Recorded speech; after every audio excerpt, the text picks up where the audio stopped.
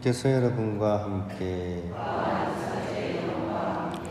루카가 전한 거룩한 복음입니다. 그때 하느님께서는 가브리엘 천사를 갈릴레아 지방 나자렛이라는 고을로 보내시어 다윗 집안의 요셉이라는 사람과 약혼한 처녀를 찾아가게 하셨다. 그 처녀의 이름은 마리아였다. 천사가 마리아의 집으로 들어가 말하였다. 은총이 가득한 이여 기뻐하여라. 주님께서 너와 함께 계시다. 이 말에 마리아는 몹시 놀랐다. 그리고 이 인사말이 무슨 뜻인가 하고 곰곰이 생각하였다. 천사가 다시 마리아에게 말하였다. 두려워하지 마라 마리아야. 너는 하느님의 총애를 받았다. 보라, 이제 내가 잉태하여 아들을 낳을 터이니 그 이름을 예수라 하여라. 그분께서는 큰 인물이 되시고 지극히 높으신 분의 아드님이라 불리실 것이다. 주 하느님께서 그분의 조상 다윗의 왕자를 그분께 주시어 그분께서 야곱 집안을 영원히 다스리시리니 그분의 나라는 끝이 없을 것이다. 주님의 말씀입니다. 평화를 빕니다. 오늘 전례장식은 꽃도 아니고 그죠? 뭐 그림을 딱 갖다 놨죠, 그죠? 조그만 성당입니다. 이 성당의 이름이 뭐죠? 낯성에 가면은 편지를 써주세요. 뚜루루루. 그 이름이 LA죠, 그죠? 로스앤젤레스, 그죠? 그 이름이 이 성당에서 유래합니다. 이게 이제 천사들의 마리아 이렇게 성당으로 불리는데 여기서 따온 천사라는 이름이 붙어가지고 LA가 되게 되는 거죠. 그리고 이 성당이 유명해진 것은 보르지옹굴라 이제 전대사 때문에 이제 유명해진 거죠. 이렇게 작은 형제회의 가장 근원이 되는 성당, 이 작은 성당에서 이제 작은 형제회가 이제 시작이 된 거죠. 오늘 이 축일의 유래에 대해서 조금만 이렇게 설명을 드리겠습니다. 프란치스코 성인이 젊은 시절 때 회개를 했지만 그럼에도 불구하고 젊다 보니까 한창 때잖아요. 그러니까 육적인 유혹을 굉장히 많이 받으셨대요. 그래가지고 막 그 육적인 유혹을 이기기 위해서 떡갈나무 숲에 막 알몸을 막 던져가지고 이렇게 뒹굴고 막 그랬다 그래요. 그러니까 막 피로 막 물들고 그곳에서 이제 장미꽃이 피었다 그래요. 그러고 나서 이제 천사들이 프란치스코를 이 보르지옹굴라 성당으로 인도하고 이제 여기서 이제 성인이 이제 기도하고 있던 중에 예수님과 성모님께서 나타나셔서 그대가 그 육적인 유혹을 다 이겨냈으니까 소원을 정하라 이런 얘기를 합니다.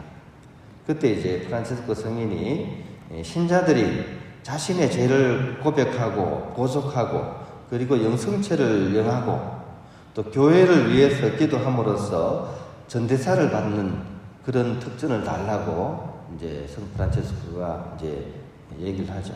그래서 이제 그 소원을 이렇게 들어주겠다고 하시고 이제 교황님한테 확인을 받으라고 했습니다.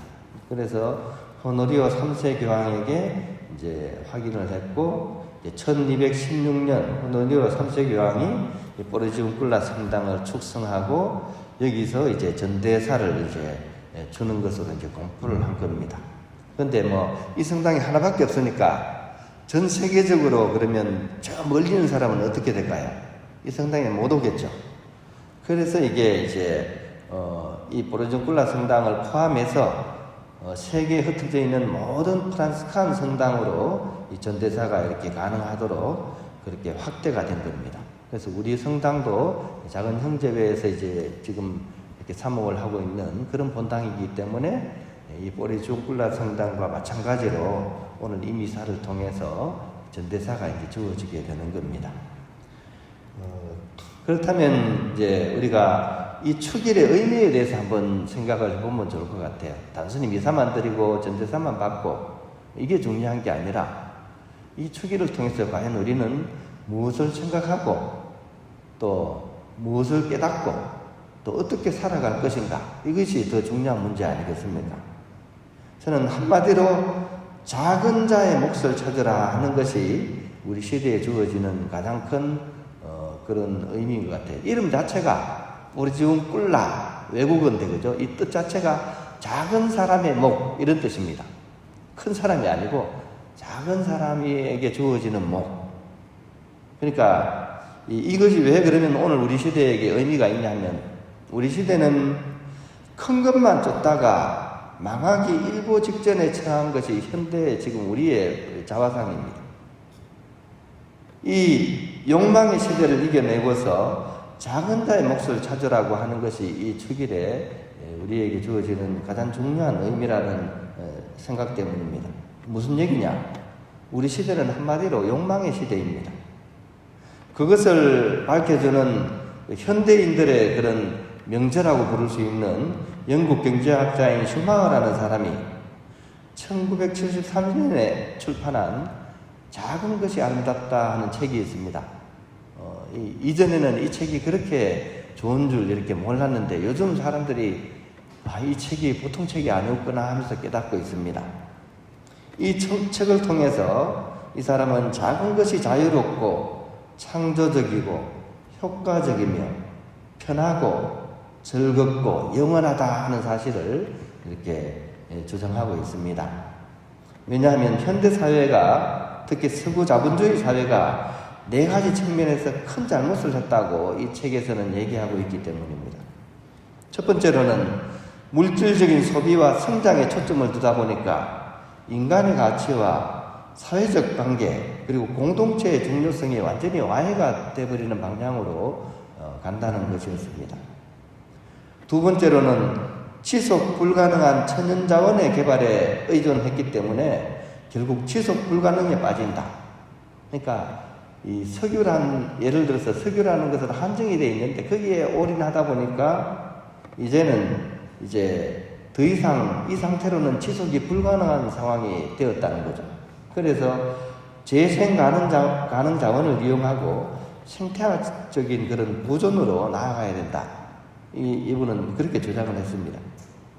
그리고 부자 나라들이 제3세계의 가난한 나라의 삶의 몫을 다 뺏어버린다.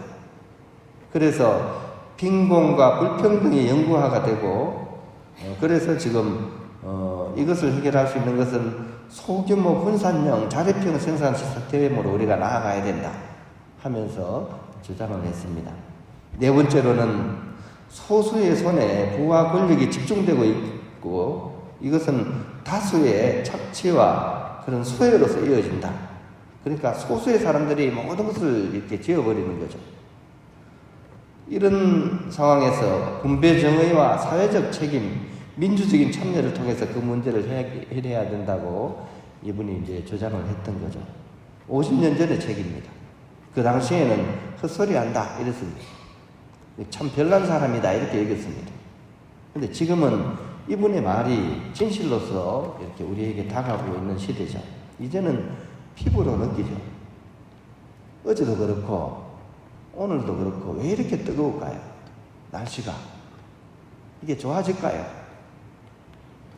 유사 이래로 가장 뜨거운 7월을 우리가 보내고 있는데 이거는 계절의 변화 때문에 그런 게 아니라 지금 이것을 지금까지 우리가 쌓아온 이런 것들이 지금 이제 드러나고 있는 시점입니다. 남극의 빙하가 지금 10%가 녹아버렸어요. 빙하는 엄청난 양이거든요.